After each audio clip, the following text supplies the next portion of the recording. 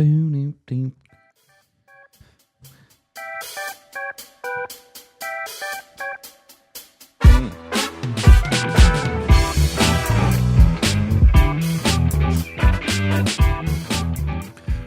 just realised Alejandro set his own mic up today. Look.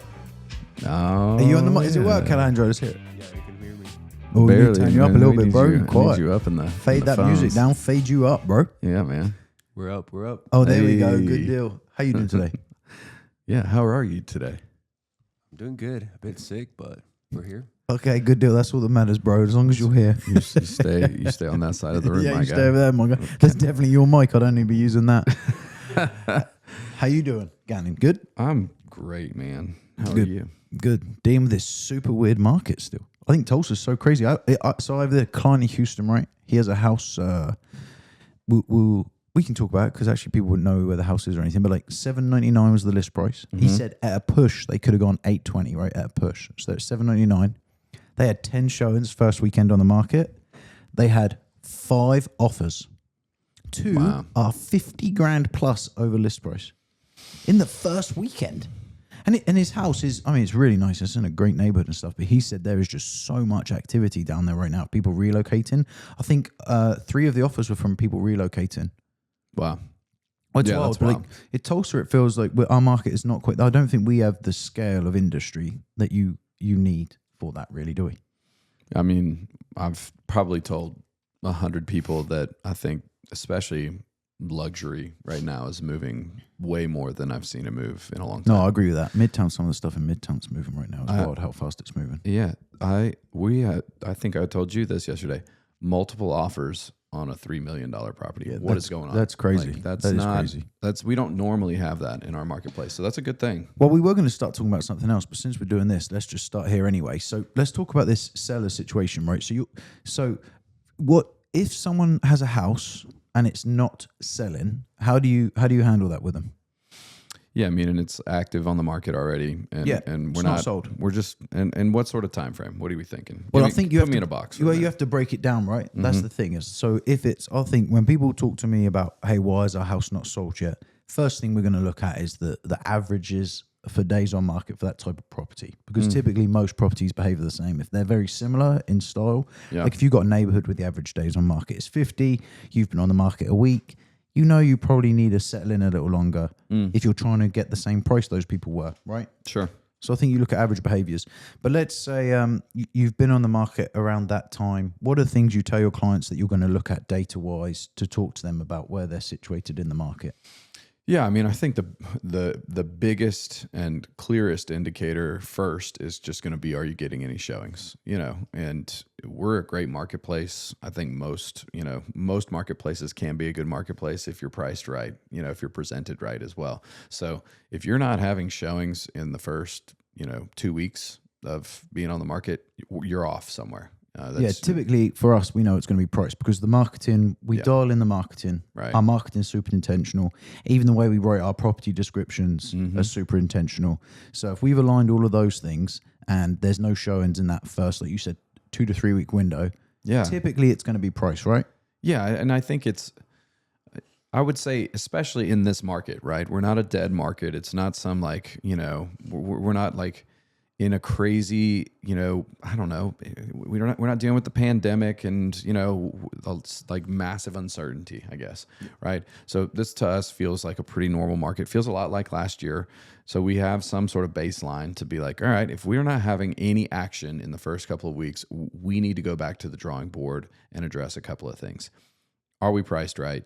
Are we presented right? And for us, like that's not a variable that we have to tinker with very often because we're going to present well or the best the first time, right? Yeah, when we launch, we make sure you can only really get to launch once. So we make sure we launch properly. And that can sometimes annoy some sellers because they feel that we're doing a lot to get the house ready, but we only get one chance to go live. So if you're being encouraged to clean your carpets or those little things, they could be the things that make the difference, can't they? Yeah, or they want to go fast, and it's like, that's great. We want to go fast too, but we need to check some, critical boxes. Fast and right are 2 different things, right? We're going to do it right. Yeah, we'll go as quick as we can, but we're going to make sure we do it right. So we said that price-wise. Are there specific things that you use as a realtor data-wise to talk to people about where they're positioned in the market?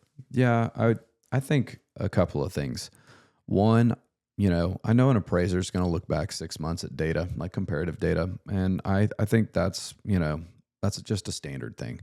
I like to go a year because the year at least, and sometimes I'll even go a little longer than the year, because I kind of want to look at the snapshot of time inside of the season, right, on where we're at currently. So if we're going to list in May, right, then I would like to look at what April, May, June look like in the marketplace that we're trying to run comparable data on.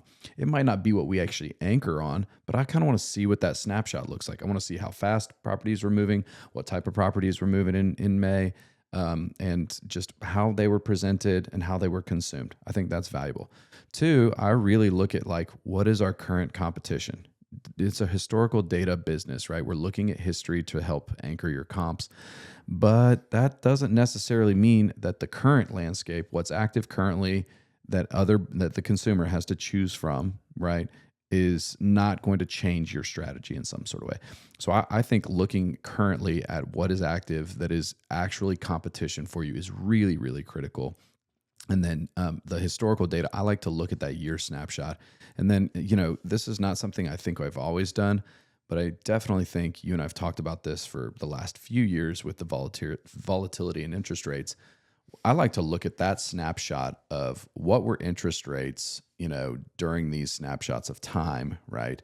Because that's going to give you some context potentially on why some of that data reflects like it does in the historical data. Yeah, right? if you understand the interest rates at the time, you understand the buying power, which typically means you understand the buyer behavior. Sure. Another really good thing of data that I think gets overlooked is the MLS hit counter is really good too. So on the back end in the MLS, I like to adjust that because then, to your point, comparatively, I can look at everything that's closed and pending. Right. And if they all have common traits like, hey, you need to be in at least 120 plus portals, and my house that I'm listing is only in 80. Yeah. I know we're off. We're not behaving the way those did when they sold too. So we need to align with as similar behavior patterns as possible because that kind of causes the sale to happen.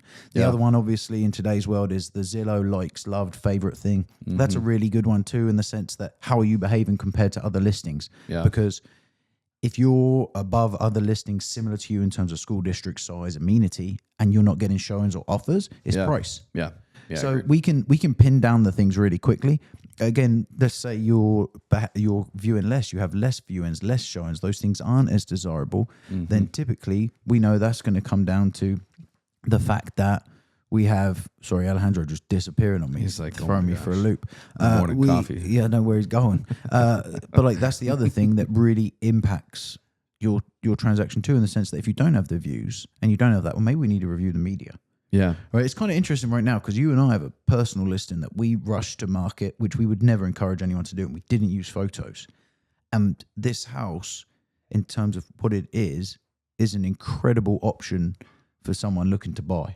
Yeah. Like it's a great deal. And so for me, I'm a little surprised that no one's come through on it. But then again, we don't have photos. Sure. I mean, you're missing probably one of the most dynamic, pieces of marketing that you would have in real estate is if you don't have great imagery. I mean, and when I say great, I'm not talking about like polished or super edited or anything. I'm talking about realistic, imagery about what the property actually portrays. Then, it's really hard. I think there's another interesting portion of this that, it may not get talked about as often, but it's a house. Let's talk about a house that's on the market and you're getting killed with showings. You're absolutely like 2, 3, 4 showings a day. Yeah. And you're multiple weeks into the market now of getting absolutely crushed with showings, but you're not sold yet. Well, let's talk about what does that strategy look like? What conversations are you having with sellers? What are you looking for, inside of that process? And because, I mean, I think they're going to, as a seller, if I was getting a bunch of showings, I'd be thinking like, this is good. It's buyer expectation, isn't it? Right, So we're going through this right now on the listing. Unfortunately, we have a guy that I feel like when their house is incredible. And when they bought it, they paid quite a lot to have some upgrades done by the guy that was remodeling it at the time. Maybe a little too much potentially. But they get a ton of showings and we have a new price on it and it's being received really well, but we've not got any offers yet. So typically that means is there a disconnect between the way the photos present and how it feels in person? Or sometimes, like we have a builder we work very closely with, he completely disagrees with, he just doesn't think that data and that's worth anything, and he truly believes it's like just right time, right place. Like you could have he says he's been doing it long enough where you could just have the right person come in, and you and I have talked about this, where on some listings, we sit down and we get a listing and we prepare for a 6-month marketing cycle up front. What content are we going to do? How are we going to message this? How often do we push it? And all of those things, because we think it's going to be a bear to sell. And you can sell in under 4 days or a week, and you're, what is going on? So sometimes I do think the right time, right place is it.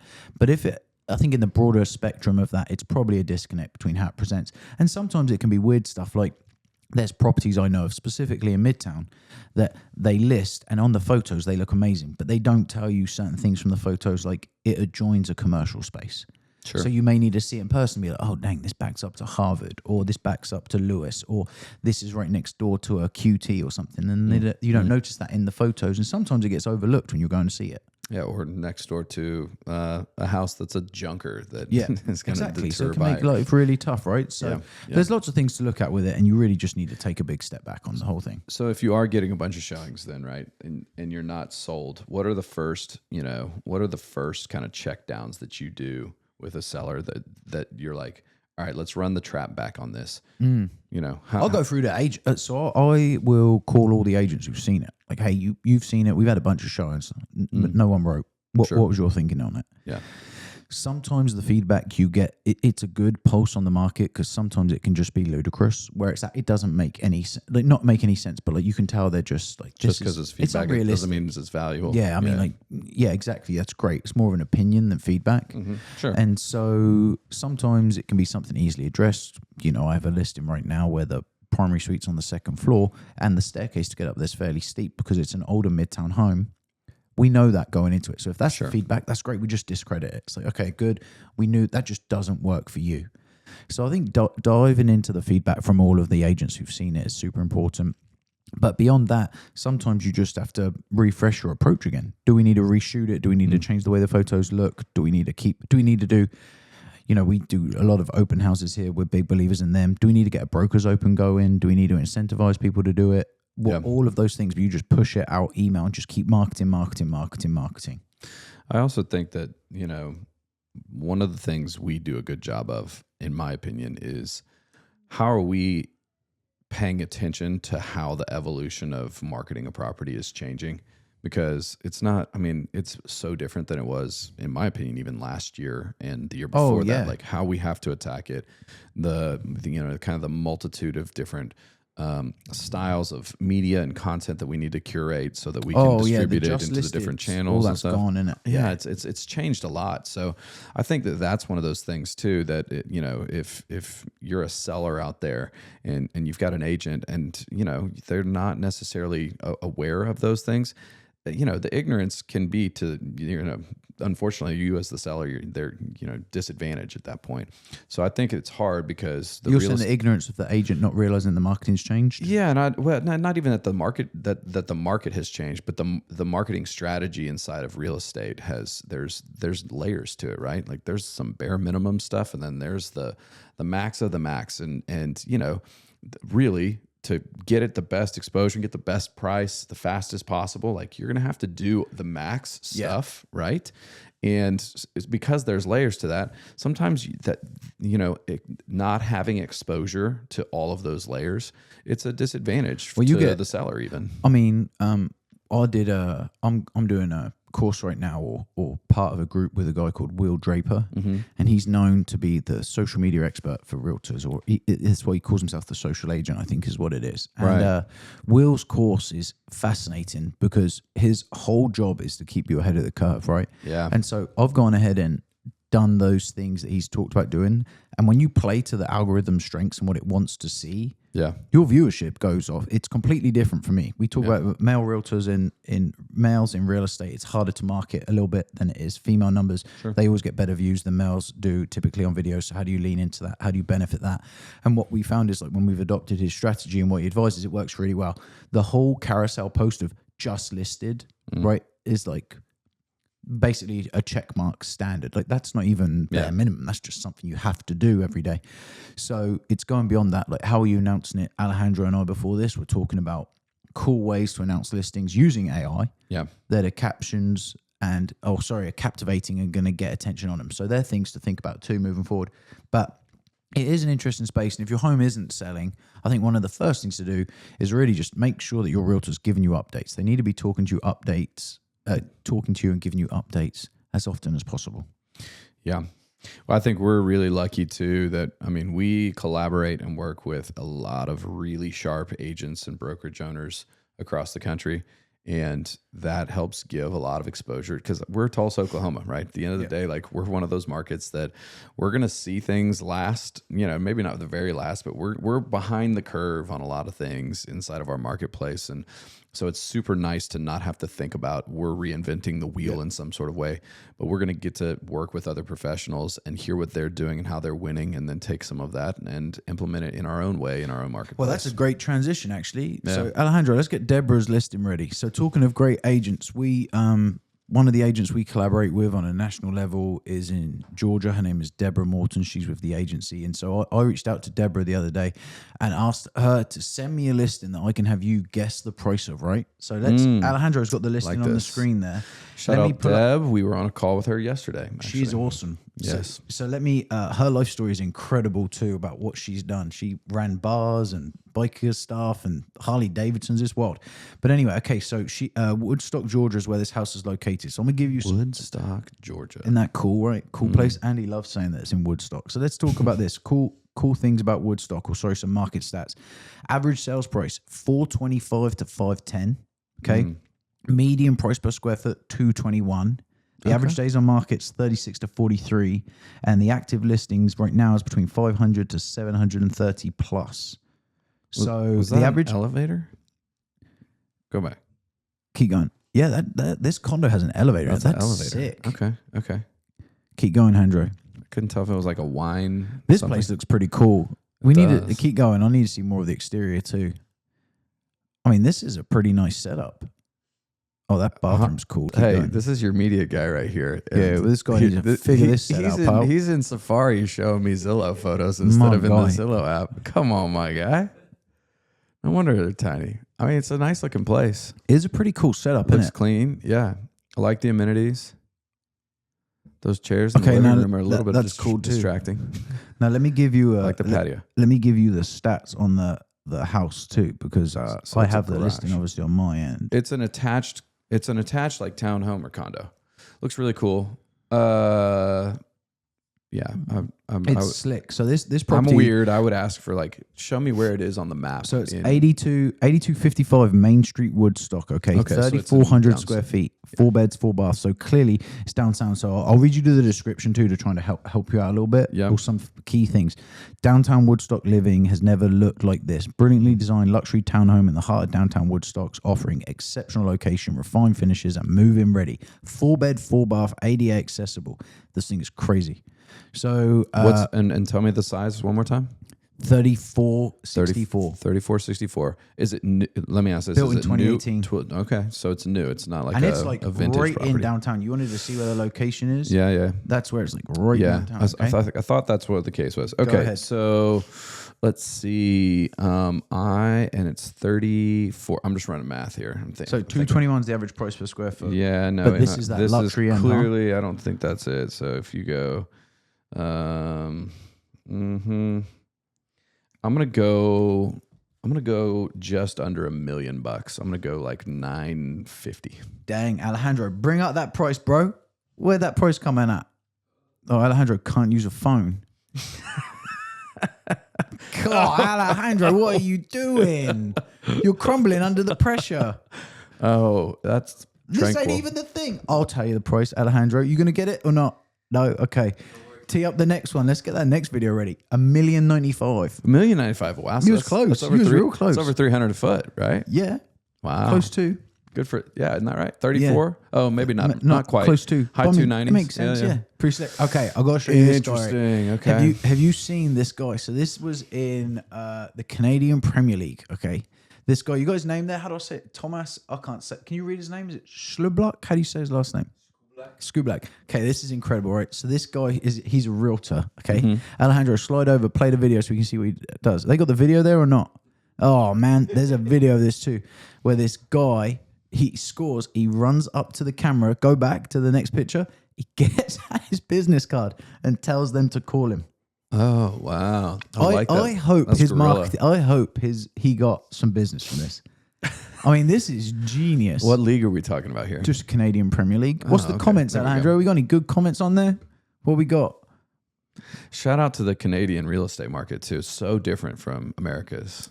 Oh, here you go. This is a good one. I'd lift up my jersey after scoring and reveal a shirt with a QR code to my LinkedIn. Okay, that's good. What others? Is there any other good ones on there? My guy always be closing, that's for sure. Someone else, extremely Toronto behavior.